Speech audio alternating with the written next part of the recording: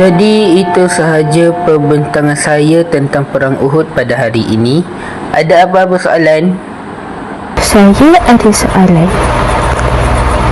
Apa ibarah yang terdapat dalam perang Uhud ini? Aku nak cerita apa ni? Dalam bab-bab ni aku yang paling lemah. Saya tahu. Sebenarnya dekat dalam perang Uhud ni ada banyak pengajaran. Antara contoh pengajaran yang saya boleh bagi adalah: yang pertama, pentingnya mematuhi arahan pemimpin dalam satu perjuangan, kerana pemimpinlah yang menentukan apa yang diperlukan oleh pasukan.